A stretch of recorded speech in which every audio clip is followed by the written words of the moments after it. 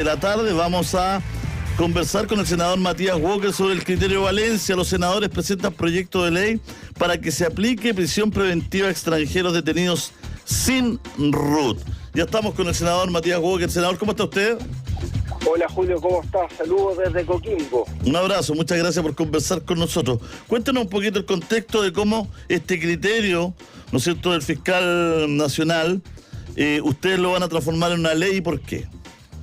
Bueno, efectivamente, el criterio Valencia, que a mi juicio tiene plena validez legal y así lo han validado determinados juzgados de garantía, lo que quiere decir en simple es que un extranjero o cualquier imputado investigado por un delito que no se logre identificar en un plazo de 3 días y por cualquier medio debe solicitarse la prisión preventiva, porque el objetivo de la prisión preventiva, Julio, como tú sabes, es asegurar la comparecencia del detenido, del imputado en el juicio. Y efectivamente hay un porcentaje alto de extranjeros que son imputados, que son detenidos, que no están enrolados.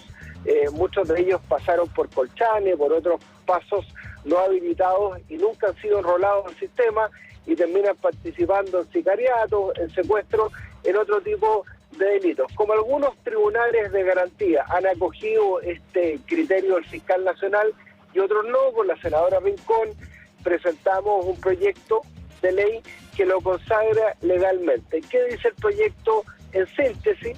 Que frente a cualquier extranjero que no esté identificado, en definitiva, se puede solicitar la prisión preventiva cuando es investigado por un delito, y obviamente por un delito de cierta magnitud, y eso va a quedar al criterio de la Fiscalía y del juez de garantía. A ver, ¿y cómo está el apoyo para esto?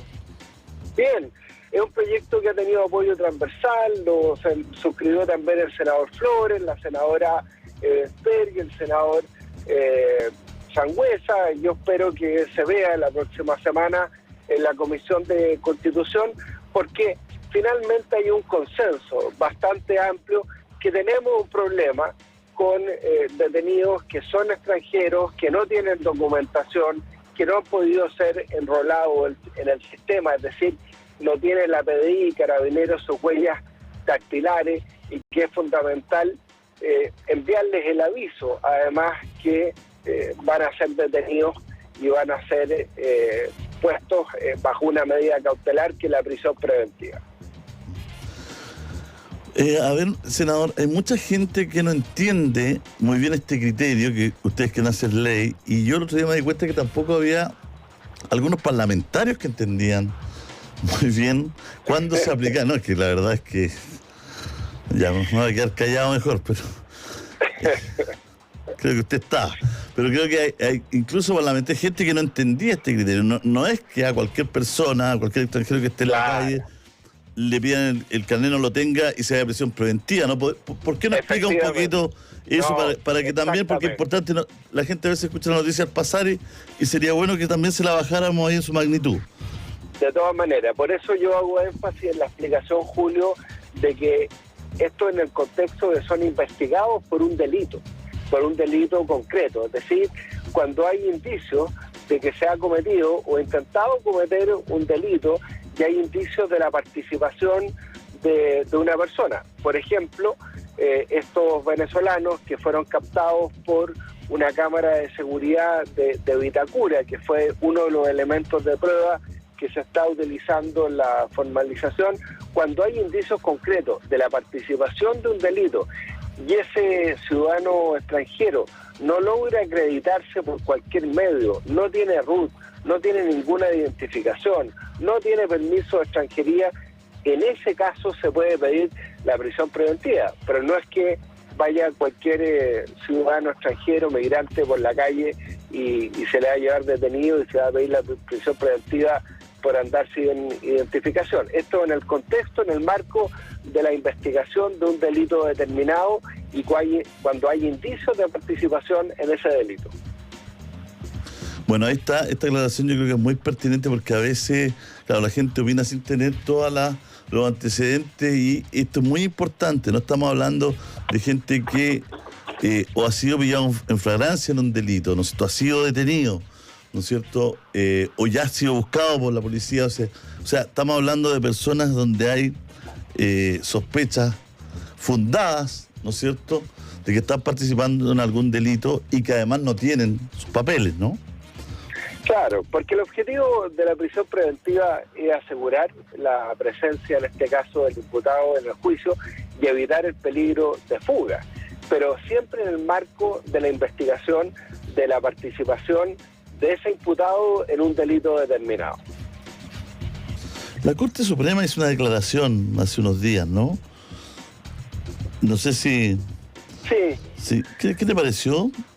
A ver, yo creo que hubo una sobrereacción de la Corte Suprema. Lo que dijo la Corte Suprema, dijo, bueno, esto no está regulado en la ley. En el caso de los extranjeros que no estén identificados, yo tengo una opinión distinta. Yo creo que el artículo 85 del Código Procesal Penal es muy claro en el sentido que se puede pedir la identificación de cualquier persona que respecto a la cual hay indicios de que ha cometido un delito. Y para eso es la prisión preventiva, para asegurar la presencia del imputado. Pero para que no haya ninguna duda y ningún juez de garantía tenga la excusa de decir, mire, esto no está expresamente regulado en la ley, yo no puedo decretar la prisión preventiva solicitada por la Fiscalía, porque esto no está en la ley. Bueno, ahí presentamos concretamente este proyecto para que no haya ninguna duda de que en este caso, cuando la persona se trata de identificar, porque esto es muy importante, Julio, aclararlo, hay un plazo de 3 días en el cual, en este caso, el extranjero que está en una situación migratoria irregular, se le da la oportunidad por parte de la Fiscalía y de Carabineros de identificarse por cualquier medio, y después de 3 días no logra identificarse, bueno, se puede pedir la prisión preventiva cuando es imputado por un delito determinado. Me parece del todo razonable y para que no haya ninguna duda lo estamos estableciendo expresamente en la ley y estamos validando este criterio Valencia expresamente en el Código Procesal Penal. ¿Cuál es su impresión? Porque, ¿no es cierto?, una vez a aprobar la ley Naim Retamal, tenía que venir toda esta conversación que se está dando precisamente, ¿no es cierto?, con respecto al uso de la fuerza. ¿Cómo ve usted este proyecto que envía el gobierno? Sí, te agradezco la pregunta también, Julio, porque también acá hay diputados que no entendieron muy bien el proyecto y que han desinformado, como que esto sería contrario a la ley Naim Retamal, y es todo lo contrario. La regla del uso de la fuerza es un proyecto complementario a la ley Naim Retamal. Yo quiero decir que venimos trabajando desde enero con la ministra del Interior y la ministra de Defensa en este proyecto de ley. Es muy claro respecto del uso racional de la fuerza.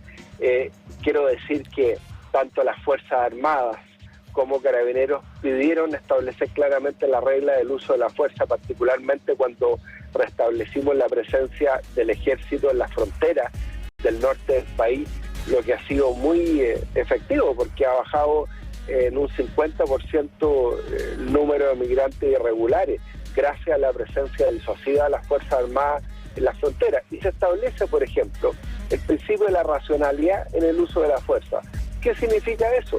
Que el medio de defensa que emplea Carabineros en las Fuerzas Armadas no es necesariamente el mismo medio empleado por el ataque. Por ejemplo, lo que pasó en la Florida el día de ayer, ¿no es cierto? Un sospechoso de cometer un delito atropella a un carabinero, bueno, carabinero responde, ¿no es cierto?, le dispara, esa persona resulta fallecida.